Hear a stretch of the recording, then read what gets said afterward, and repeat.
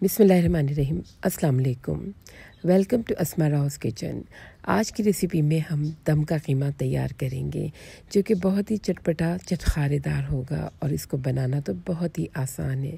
तो ये लाजवाब सी रेसिपी जो मैं आपके साथ शेयर कर रही हूँ, चलें इसे बनाते हैं और आप भी बनाकर सबका दिल जीत लीजिए। यकीन करें, एक की बजाय 2 रोटी आप खाएंगे। तो सबसे पहले जिन मसालों की हमें ज़रूरत पड़ेगी उन मसालों का मैं आपको बता देती हूँ। खड़े मसालों में मैंने 1 टीस्पून काला ज़ीरा लिया है, 2 दालचीनी के टुकड़े लिए हैं, 1 टीस्पून मैंने कबाब चीनी ली है और 2 पीपली ली है, 4 से 5 लौंग और 10 से 12 सब्ज़ इलायची। इन्हें अच्छे से पीस लिया है। पीसने के बाद अब हम कीमा लेंगे। कीमा 1 किलो मैंने लिया है बीफ का। आप चाहें तो इसे मटन में भी तैयार कर सकते हैं।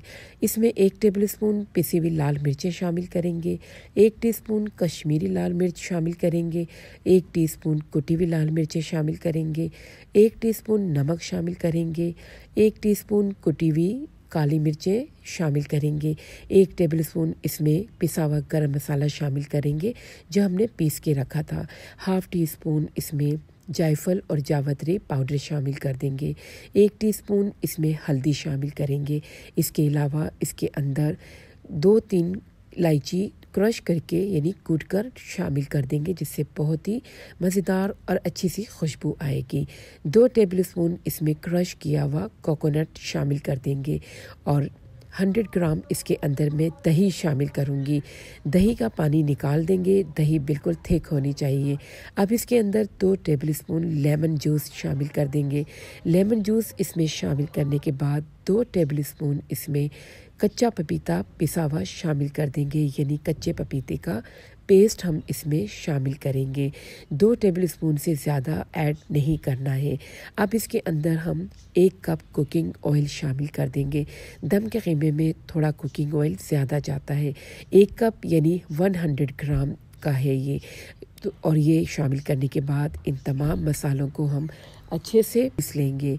बहुत ही एरोमेटिक और मज़ेदार से ये मसाले जो हमने इसमें शामिल किए हैं, इसे शामिल करके मिक्स करेंगे। बहुत ही अच्छी तरह से इन मसालों को हमें मिक्स करके मैरिनेट करके रख देना है। तो बस मसाला हमारा जब अच्छे से मिक्स हो जाएगा तो हम इसे कवर करके 2 घंटे के लिए मैरिनेट करके रख देंगे।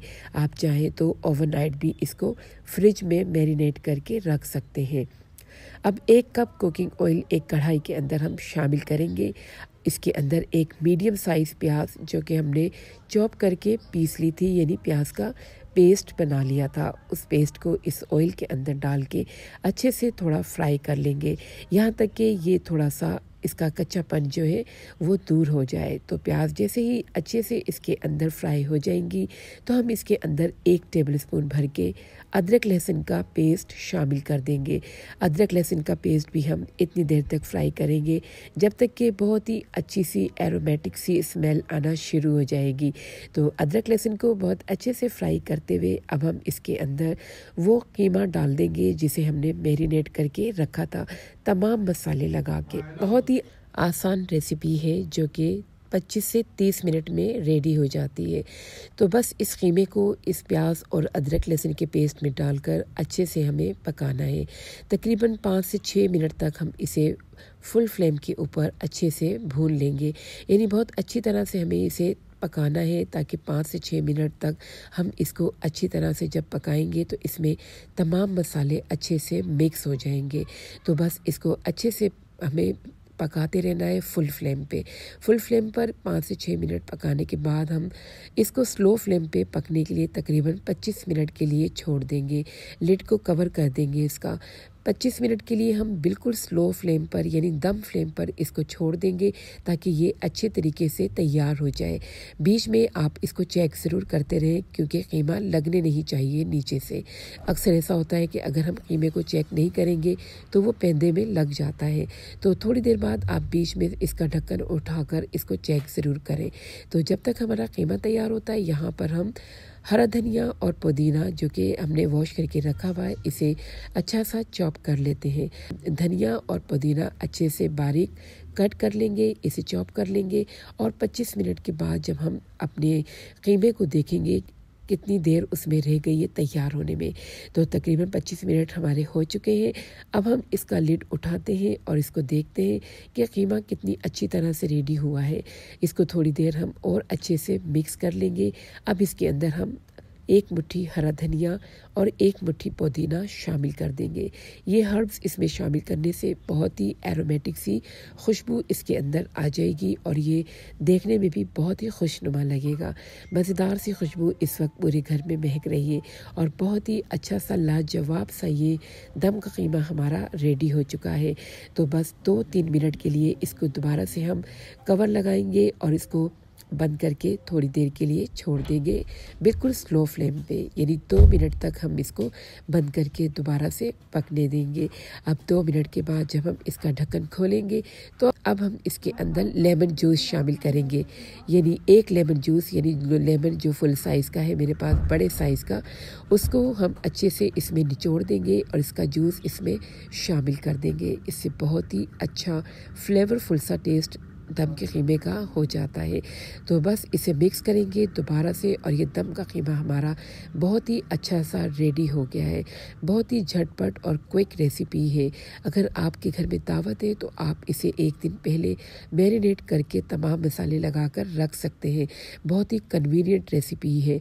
अब इसे और मज़ीद मज़ेदार और जायकेदार बनाने के लिए इसे चारकोल का स्मोक देंगे। एक कोयले को दहका लेंगे और उसके ऊपर थोड़ा सा कुकिंग ऑयल डालेंगे और इसे कवर कर देंगे। कोयले का स्मोक इसमें बहुत ही फ्लेवरफुल लगेगा और ये बहुत ही मज़ेदार खाने में होगा। इतनी अच्छी सी कोयले के स्मोक की खुशबू महक रही है और बस इस कोयले को डिस्कार्ड करेंगे और ये दम का कीमा हमारा बहुत ही इजीली रेडी हो चुका है। मुझे उम्मीद है आपको ये रेसिपी ज़रूर पसंद आएगी। अगर रेसिपी अच्छी लगी तो सब्सक्राइब ज़रूर कर दीजिएगा और वीडियो को लाइक भी ज़रूर करते जाइएगा।